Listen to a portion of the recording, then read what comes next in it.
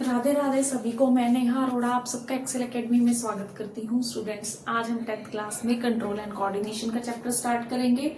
इसमें सबसे पहले हमारे ऑब्जेक्टिव्स क्या रहेंगे। सबसे पहले हम नर्व सेल्स के बारे में बात करेंगे या न्यूरॉन्स जिसे हम कहते हैं।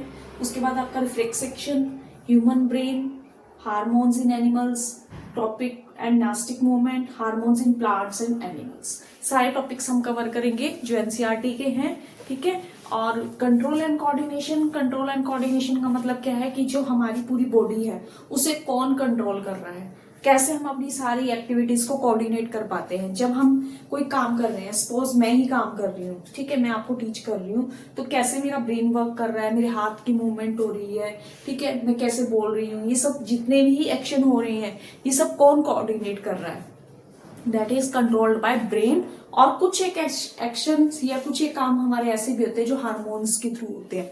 We will discuss in this chapter control and coordination.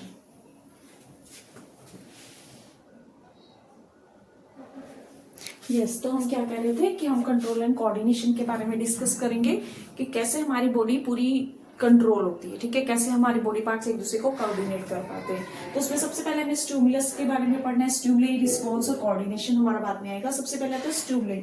Stimuli क्या होता है स्टूडेंट्स, जैसे हम धूप में जाते हैं, ठीक है, धूप में जाते हैं तो आपकी आंखों पर रोशनी पड़ती है। जब आपकी आंखों पर रोशनी पड़ती है तो आप क्या करते हो, या तो आप अपनी आंखें बंद कर लेते हो या आप अपने चेहरे पे हैंड से कवर कर लेते हो, ठीक है। तो मतलब एनवायरमेंट का जो चेंज हुआ है, that is known as the stimuli, और उसका जो हमने रिस्पॉन्स दिया that is known as the response, ठीक है। तो स्टिमुली क्या है, चेंज इन द एनवायरमेंट में change to which an organism respond, जिसका कोई ऑर्गेनिज्म रिस्पॉन्ड करेगा, ठीक है। जैसे सपोज आप क्लास में बैठे थे और एकदम से टीचर ने आपसे कुछ पूछ लिया या आपको कहीं जाना पड़ा, तो एकदम से आपका एनवायरनमेंट चेंज हुआ। जब आप कहीं और जाएंगे तो वहां पे आपका रिस्पॉन्स कुछ और होगा। सपोज आपकी क्लास में टीचर पहले कुछ और टीच कर रहे थे, अब उन टीचर को कहीं और जाना पड़ गया, तो आप किसी दूसरे सेक्शन में गए, आपका सेक्शन चेंज हो गया, तो वहां पर टीचर कुछ और टीच कर रहे थे, तो आपका टीचिंग सब्जेक्ट चेंज हो गया, तो आपका एनवायरनमेंट चेंज हुआ।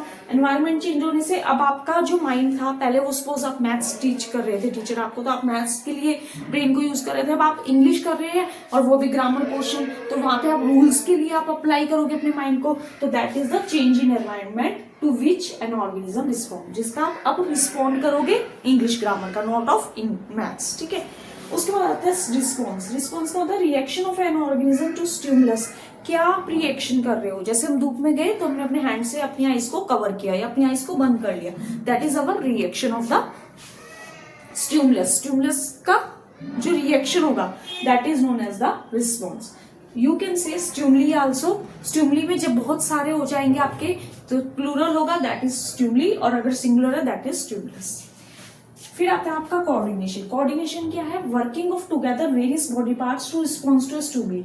जब हम काम कर रही हैं, हम कोई काम कर रहे हैं, उसके लिए हमारी पूरी बॉडी कोऑर्डिनेट करे, पूरी बॉडी के पार्ट्स, जितनी भी हमारी बॉडी के पार्ट्स हैं वो सारे आपस में क्या कर रहे हैं, कोऑर्डिनेशन बनाए रखे हैं, that is known as the coordination, ठीक है। किसी स्टिमुली के लिए, जब किसी स्टिमुली के लिए हमारी बॉडी पार्ट्स आपस में काम करते हैं, ठीक है, मिलजुल के काम करते हैं, that is known as the coordination. जैसे आप एक ग्रुप है, ठीक है, तो मैम कई बार जैसे आप डांस सीखने जाते हैं तो मैम क्या करते हैं, कोऑर्डिनेशन नहीं है, make your coordination now means आपस में एक दूसरे के साथ क्या करो, एक दूसरे के साथ एडजस्ट करो, एक दूसरे को देखो कि कौन कैसे काम कर रहा है, ठीक है। तो that is known as the coordination. तो क्लियर हो गया। सबसे पहले हमने स्टिमुली किया, स्टिमुली के बाद हमने रिस्पॉन्ड, दैट इज कोऑर्डिनेशन, ठीक है। स्टिमुलस में हमने क्या कहा कि जब हमारा एनवायरनमेंट में चेंज होगा तो जो हम रिस्पॉन्स करेंगे, ठीक है, that is known as the response. Stimuli के कारण, एनवायरनमेंट में चेंज होने के कारण जो हमारा रिस्पॉन्ड होगा, एनवायरनमेंट में चेंज होगा, दैट इज स्टिमुली या स्टिमुलस,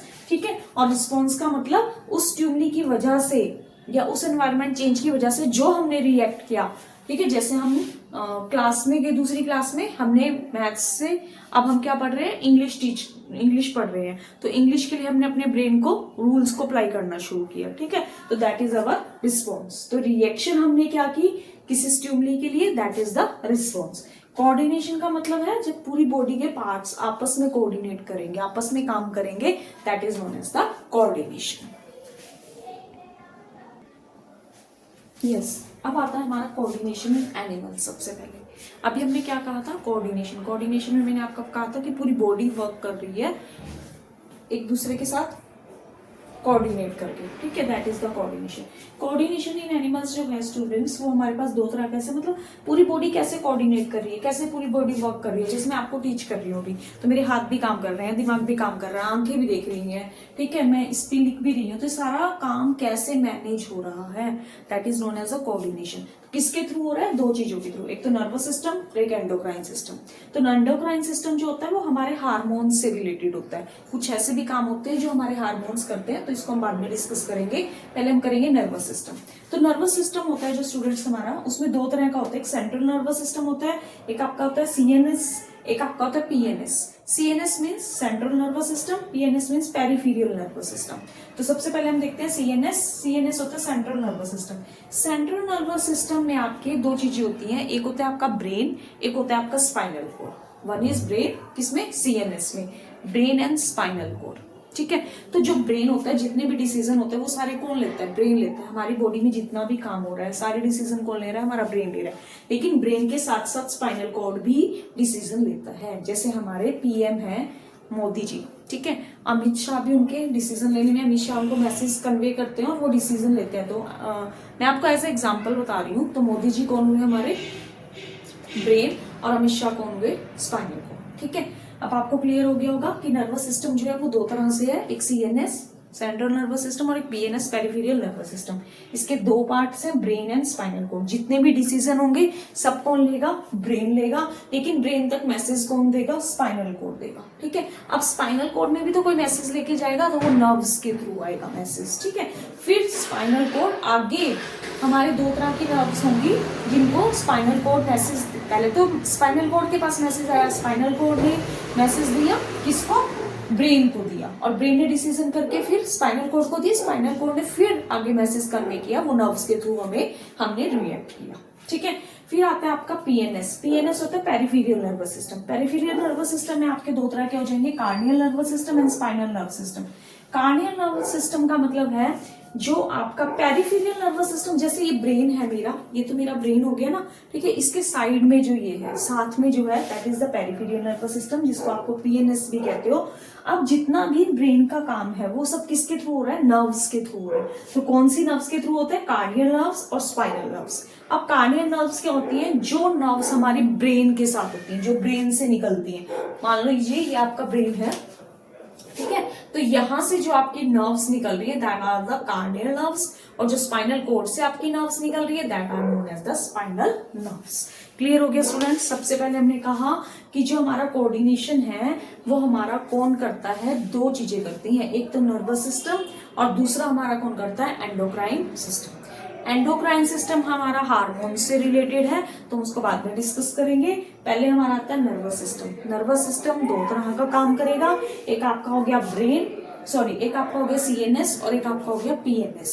सीएनएस का मतलब सेंट्रल नर्वस सिस्टम, पीएनएस का मतलब peripheral nervous system. Central nervous system आपका दो तरह का, ब्रेन और स्पाइनल कॉर्ड। ब्रेन जितने भी मैसेज हैं वो आपको ब्रेन तक जाएंगे, ब्रेन डिसीजन लेके स्पाइनल कॉर्ड को देगा और स्पाइनल कॉर्ड आगे नर्व्स के थ्रू मैसेज देगा जिससे हम रिएक्ट करेंगे, ठीक है। तो आपका जो ब्रेन है, ब्रेन मैंने आपको कहा कि कौन है? पीएम मोदी जी है, और स्पाइनल कॉर्ड कौन है यहाँ पे? आपका अमित शाह जी है, ठीक है। उसके बाद आता है आपका PNS, peripheral nervous system. Brain अगर हमारा ये है तो इसके साथ ही कौन सा है? पेरिफेरियल नर्वस सिस्टम है, जिसमें आपकी दो तरह की नर्व्स होंगी, एक कार्डियल नर्व्स होंगी, दूसरी आपकी होंगी spinal nerves. Spinal nerves spinal cord से निकलेंगी, कार्डियल नर्व्स जो है आपकी वो कहां से निकलेंगी? आपकी ब्रेन से निकलेंगी। अब स्टूडेंट जो आपका स्पाइनल कॉर्ड है, स्पाइनल कॉर्ड क्या होता है? जैसे हमारे यहाँ पे ब्रेन है, तो ब्रेन से यहाँ पे पीछे हमारे बैक पे एक छोटी सी पूंछ सी निकलती है, या चोटी कह दीजिए आप उसको, इस शेप में होती है, वो ऐसे करके निकलती है, ठीक है। तो हमारा क्या होता है कि जो हमारा स्पाइनल कॉर्ड है, कुछ लोग कहते हैं कि जो स्पाइनल कॉर्ड होता है और जो रीढ़ की हड्डी होती है वो सेम चीज होती है, लेकिन वो सेम चीज नहीं होती है। स्पाइनल कॉर्ड और बैकबोन दोनों अलग अलग चीजें हैं। जैसे ये जो हमारा स्पाइनल कॉर्ड है वो फाइबर्स की फॉर्म में, थिन लेयर्स होती है, फाइबर्स की फॉर्म में होती है, थिन, ठीक है, और बाहर एक होलो सिलेंडर की फॉर्म में होता है। उस होलो सिलेंडर को हम बोलते हैं बैकबोन, और बैकबोन के अंदर क्या होता है? स्पाइनल कॉर्ड होता है आपका, ठीक है। तो स्पाइनल नर्व स्पाइनल कोड से निकलेंगी, मैंने बना भी रखा है। होलो पाइप होगी हमारी, उसको हम बैकबोन कहेंगे। उसके अंदर फाइबर, थिन फाइबर की लेयर्स होंगी, that is known as the spinal cord. तो जब भी हमारा जो भी काम होगा, ये जो स्पाइनल कोड है ये हमारे लिए बहुत इंपॉर्टेंस रखता है, क्योंकि अगर कभी किसी की स्पाइनल कोड की कोई नर्व्स दब जाए तो उसका वर्क करना क्या हो जाता है, बंद हो जाता है, क्योंकि ब्रेन तक मैसेज जाना बंद हो जाएगा और ब्रेन भी काम करना बंद कर देगा। ठीक है, तो ये बहुत इंपॉर्टेंट है। पता चल गया आपको coordination in animals, nervous system, endocrine system is related with hormones. उसके बाद आपका CNS, PNS, central nervous system, peripheral nervous system. Central nervous system तो सेंटर में है, सेंटर में कौन है, ब्रेन और स्पाइनल कोड। ठीक है, जो पीएम हो गया और आपका अमित शाह जी हो गए। पीएनएस हो गया आपका पेरिफेरल नर्वस सिस्टम, जो इसमें दो तरह की होगी, कार्नियल नर्व सिस्टम और दूसरा का हो गया स्पाइनल नर्व्स। स्पाइनल नर्व्स जो है स्पाइनल कॉर्ड से निकलेंगी, ठीक है, और कार्नियल नर्व्स कहां से निकलेंगी, ब्रेन से निकलेंगी। दूसरा मैंने आपको बताया स्पाइनल कॉर्ड और बैकबोन एक चीज नहीं है। बैकबोन आपका जो है वो एक होलो पाइप है, उसके अंदर फाइबर की थिन लेयर्स हैं, जिनको हम क्या बोलते हैं, स्पाइनल कॉर्ड बोलते हैं। यस, नेक्स्ट है हमारा receptor and effector. Receptor means क्या होता है, जो रिसीव करेंगे, ठीक है, और इफेक्टर का मतलब जो उसने किया रिसीव, उसका जो रिस्पॉन्ड करेंगे। जैसे हमारे पास रिसेप्टर क्या है, सेल, टिश्यू और organ that receive the stimulus.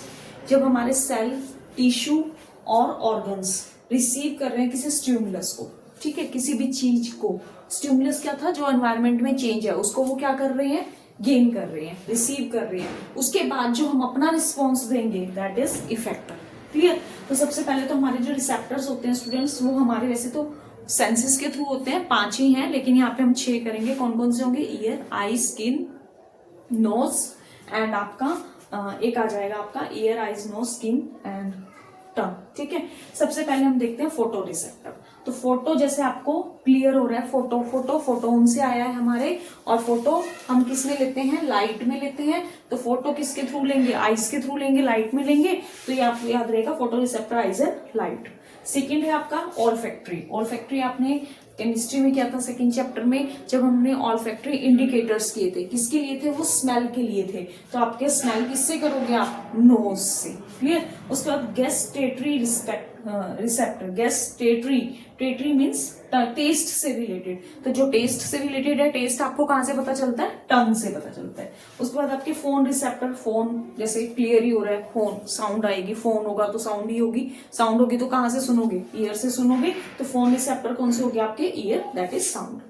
उसके बाद आता है आपके थर्मो मतलब टेम्परेचर से रिलेटेड। तो टेम्परेचर से रिलेटेड क्या हो गया, तो टेम्परेचर ज्यादा होगा या टेम्परेचर कम होगा, टेम्परेचर कम होगा तो कोल्ड होगा, टेम्परेचर ज्यादा होगा तो हीट हो जाएगा। ठीक है, तो वो आपको किससे पता चलेगा, कोल्ड या hot, that is indicated by the skin.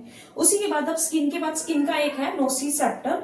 Nociceptor भी आपका स्किन का ही है। उस समय पेन का पता चलता है, जब कहीं पे पेन होती है तो हमारा नोसिसेप्टर जो होता है काम करता है। ठीक है, तो हमारा क्या हुआ, रिसेप्टर है और इफेक्टर है। रिसेप्टर जब हम किसी स्टिमुली में गए, किसी एनवायरमेंट में गए, हमने जो चेंज रिसीव किया, ठीक है, दैट इज रिसेप्टर। किसके थ्रू होगा, मसल्स के थ्रू होगा, ऑर्गन्स के थ्रू होगा, हमारे टिश्यूज के थ्रू होगा, हमारे सेल्स के थ्रू होगा। ठीक है, यही चीजें तो रिसेप्ट करेंगे, यही तो एक्सेप्ट करेंगे। उसके बाद ये हैं कितनी तरह के, 5 तरह के होते हैं सबके। एक तो आईज, नोज, स्किन, टंग, ठीक है, और आपका सबसे पहले कौन सा है, photo receptor. Photo receptor photo किस में लेते हैं, लाइट में लेते हैं, और किसके थ्रू लेंगे, आईज के थ्रू लेंगे। ऑल्फैक्टरी इंडिकेटर आपने किए थे, ऑल्फैक्टरी इंडिकेटर स्मेल से रिलेटेड थे, तो ये भी स्मेल से रिलेटेड हो गया स्टिमुली। अब जब स्मेल है अच्छी है या बुरी है, किससे पता चलेगा, नोज के थ्रू पता चलेगा। उसके बाद आपकी गैस्टेटरी, टेस्ट का किसके थ्रू पता चलता है, टंग के थ्रू। फोन रिसेप्टर, फोन सुनेंगे किससे, कान से सुनेंगे, तो साउंड एंड ईयर। उसके बाद आपका आ गया थर्मो मीन्स टेम्परेचर से रिलेटेड, दैट में बी हीट और हॉट और कोल्ड। तो किससे पता चलेगा कि गर्म है चीज या ठंडी है, स्किन के थ्रू जब आप उसको टच करोगे। इसी में ही स्किन का दूसरा है एक नोसिसेप्टर, जिसका हमें पेन का पता चलता है। उसके बाद आता है आपका इफेक्टर। जब हमें पता चला कि किसी चीज का, किसी एनवायरमेंट में हमारे अंदर चेंज आया, हमने उस चेंज को रिसीव किया, अब हमारा क्या रिस्पॉन्ड है, दैट इज द इफेक्टर। तो muscle, tissue, gland which act in respond to stimuli. जब हम किसी स्टिमुली का कोई हमारे ग्लैंड, ऑर्गन या टिश्यू जो किसी स्टिमुली का रिस्पॉन्स करेगी, दैट इज द इफेक्टर। जैसे आपको आपके किसी फ्रेंड ने थप्पड़ लगाया ना आपके फ्रेंड ने आपको मजाक में, तो दैट इज द रिसेप्टर, आपने उसको रिसीव कर लिया, उसने आपके गाल पे लगाया, अब आप उसके गाल पे लगा रहे हो थप्पड़, तो that is the effector. Clear?